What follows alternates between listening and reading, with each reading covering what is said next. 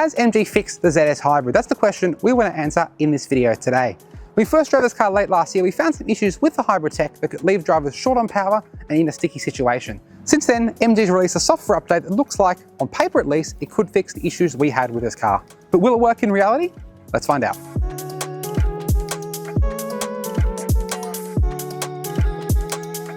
There are two variants in the MG ZS Hybrid Plus range. This is the entry-level Excite, priced from $33,990 drive away at the time of testing. MG tends to change its prices regularly, so check the website for the latest offers.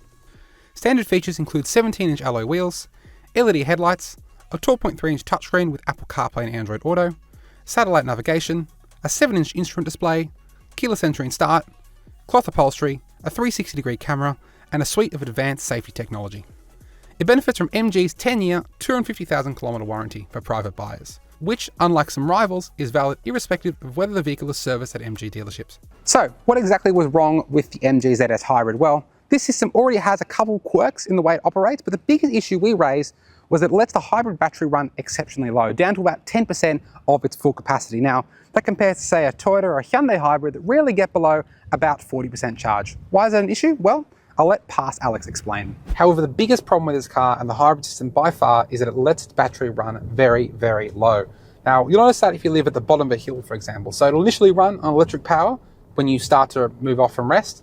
But if you get to the top of the hill and it's been on EV power for a very long time, it'll let the battery run to, say, even 10% of its full capacity. And what that happens is when you put your foot down, you'll find the car only has about 30 kilowatts compared to the 158 that MG says it should have. It means effectively that if you're going up a hill and you put your foot down, it feels like the car is stuck in neutral and it's barely accelerating at all. Now, it's not an issue if, for example, you're just accelerating quite modestly, but if you notice that when you want to pull ahead of another car or zip into a gap in traffic ahead of oncoming cars and you put your foot down and nothing happens, it can actually be dangerous. That's something that MG really needs to work on ASAP with its powertrain, both in the ZS as well as the MG3 Hybrid. Now you know what the problem is. Here's what MG is doing to fix it. MG has made the following changes to the ZS. Quote, the Hybrid Plus powertrain will actively charge the battery when more load on the powertrain is detected. The engine will charge the battery to retain a moderate state of charge. When on an incline, the Hybrid Plus powertrain has been recalibrated to engage the engine when the vehicle is driving with moderate or higher speed. When vehicle speed is over 100 km an hour, the Hybrid Plus powertrain will engage the engine to ensure sustained power depending on the battery state of charge. This software update began rolling out to customers in early December 2024 and will be available to customers who took delivery before that date through a dealer-installed update. Powering the MG ZS Hybrid Plus is a 75 kilowatt, 1.5 litre 4-cylinder engine, combined with a 100 kilowatt electric motor, a 1.83 kilowatt hour battery pack, and a 3-speed hybrid automatic transmission. MG claims combined outputs of 158 kilowatts and 465 newton meters. Claimed fuel consumption is rated at 4.7 litres per 100 kilometers. This lab-tested figure has not changed since the update. Before we hit the road, I just want to take a quick look at the cabin of the ZS. Now, if you want a full breakdown of everything going on here, I recommend checking out our previous video on this car that we ran towards the end of last year. We'll have a link to that in the description down below. But overall, the cabin is definitely more contemporary than what you got in the previous generation ZS. Big 12-inch screen here, wide Apple CarPlay and Android Auto. It does the job okay. It's not the fastest, but it's easy enough to use, though. I will note your climate controls do run through the infotainment screen. Ahead of me, 7-inch driver display with some digital speed and tack on the side. It's okay, it reads well, it's pretty clear and easy to understand, though some of these buttons on the steering wheel can be a little bit fiddly at first. In terms of comfort, the seats are quite nice, cloth trimmed in this Excite grade, quite comfortable as well. Steering wheel is plastic in this spec as well. I have to say, as far as plastic steering wheels go, this actually does feel surprisingly nice. From a storage front, it's pretty good as far as class standards go. Decent size center console bin, though it would be nice if it was damped. Glove box is also a reasonable size as well, and you've got some sort of rubberized areas around the cup holders and around the shifter as well, which are would be nice if they were closed and perhaps had a little bit more accommodating. But yeah, I suppose you can put phones, wallets, keys, things like that there, and they won't roll around too much. 2 USB ports, we've got 2 cup holders with a little movable divider, and it all feels pretty nice for the price. Remember, this is only $33,990 drive away. It's a pretty affordable car as far as small SUVs go, and the cabin of this car, yeah, does a good job well and gets a green tick from us. Space in the back of the ZS is actually pretty good for a small SUV. You can see this seat is set up for a drive. I'm 186 centimeters tall or 6'1", and I've got loads of knee room here behind that driver's seat. Loads of headroom as well, because there's no sunroof in this model grade. The toe room is a little bit limited. There's sort of like a box under the front seat that I can't slide my toes too far under. No center armrests and no map pockets either on the front seat backs, but you do have air vents, which is nice to see, as well as a single USB port for keeping devices charged. You've got door pockets. You've also got the usual complement of child seat points, so ISOFIX on the outboard seats, as well as top tethers for all three. Overall, there are enough amenities and plenty of space. This ZS is actually pretty good space for carrying taller people in the back on a semi-regular basis. MG claims 443 litres of boot space in the back of this ZS Hybrid, which is actually pretty competitive for the small SUV segment. Now, in terms of amenities back here, you've got a light, some bag hooks, but no 12-volt socket. Again, that is pretty common for a car of this size and price.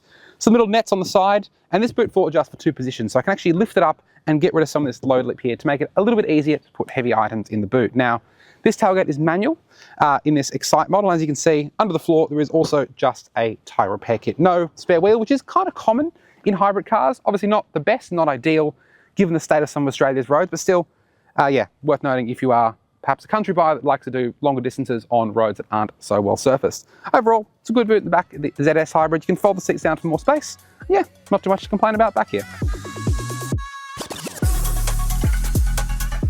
All right, the bit you've been waiting for, behind the wheel of the updated MG ZS Hybrid. Now you can see, it started off driving in fully electric mode. We've got about 3 out of the 8 bars batteries left, and it's just turned the petrol engine on, as you can see there. This is something that does more with the updated car, keeping that petrol engine on just to keep the batteries topped up and make it a bit harder for them to deplete down to, say, 1 or 2 bars, like we found in our original test of this car. Now, it is worth noting though that at least if that energy flow diagram is a guide, it seems that under power, as you can see with the blue and the yellow lines, there's no energy going from the petrol engine back to the battery. It seems to be mostly going to the wheels as an assistance to the electric motor. And we have noticed in our testing of this car that on sustained hills, perhaps where times where it's under load, there's no opportunity to really brake or slow down, the battery can go down to 1 or 2 bars, just as it could in the past. And at that point, when you put your foot down all the way, say do an overtake or get ahead of someone, it will then give you 50 or 60 kilowatts only from the combined of petrol and the electric motor. It's not ideal. It's definitely a long way from the 158 kilowatt that MG says this car should deliver, but it is better than the 30 or 40 you used to get initially when you put your foot down in the old car. Now, it must be said that MG's is not the only hybrid tech that has power degradation when it gets to lower batteries. You'll see it in a Toyota or a Hyundai hybrid car that, you know, when the battery is at, say, 50% charge, it won't quite be as nippy in terms of performance as when it's at 100% charge. The difference here is the MG seems to let its battery run down further than a Toyota or a Hyundai, for example. And unlike those cars, a lot more of the MG's power comes from the electrical side of the equation. It's a 100 kilowatt electric motor with a 75 kilowatt petrol engine, whereas, say, a Toyota or a Hyundai, you might have a 100 kilowatt petrol engine assisted by a 40 kilowatt motor, for example. It's a very different split between petrol engine and the electric, which means that when the battery runs low, the MG is more susceptible to losing power and not being as quick as it was when the battery was fully charged. The other thing you'll find with this update is because the engine tends to run more at higher speeds, that particularly at, say, on the motorway or even, you know, suburban roads at 60, 70 kilometers an hour, the petrol engine can groan at times. It can sort of flare up to 3,000, 4,000 RPM just to get some charge back in the battery. The old car did this as well, but it's particularly noticeable in this new car.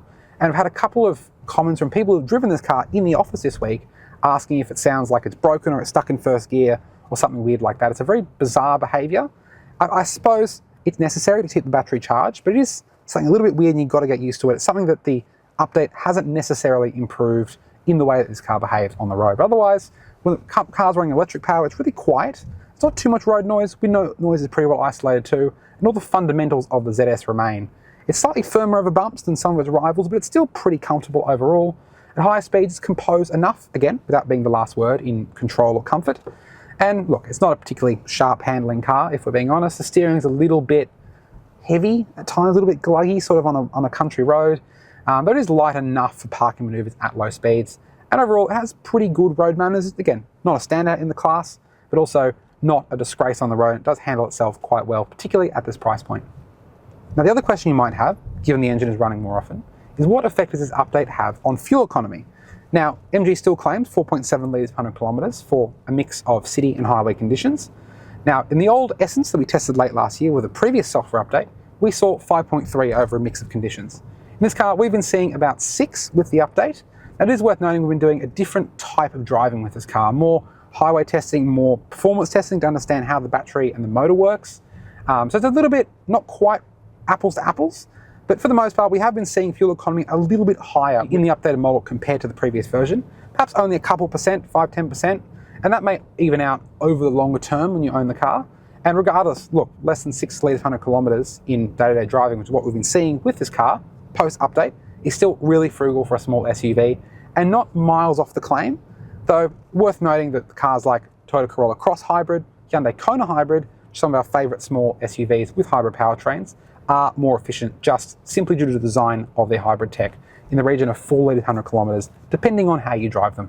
Overall, the software update has improved the MG ZS Hybrid. It seems to be a more balanced drive in terms of how it mixes petrol and electric power, and obviously it runs that petrol engine a little bit longer just to prevent that battery running down. But it's not all perfect. It can still deplete its battery at times, and yeah, there's some other trade-offs like fuel consumption and a bit more noise on the freeway that update has made worse, not better. Right, so to the verdict. So, what do we think of the revised MG ZS Hybrid? Well, the software changes have made a difference. It runs its petrol engine more often to keep the battery charged, and it's less prone to running out of electrical power than it was in the previous version we tested last year. But in other ways, it feels like 2 steps forward and 1 step back. It's still possible to get that battery to run out of juice, even when you're just driving the car normally around town, though obviously it is less common than it was before. And because that petrol engine runs more often, it can sometimes groan on the freeway at 4,000 RPM, trying to charge the battery when you don't often expect it. It's a little bit weird, and it's still not as refined as a Toyota or a Hyundai hybrid, but it is definitely a step in the right direction. If you enjoyed this video and think more car companies should take on feedback like MG has with the ZS, hit that like button down below, and of course, to read the full written review, head to Drive.com.au at the link in the description down below. To watch our original video on the MG ZS Hybrid, where we go into more depth about the interior, click up there to watch now.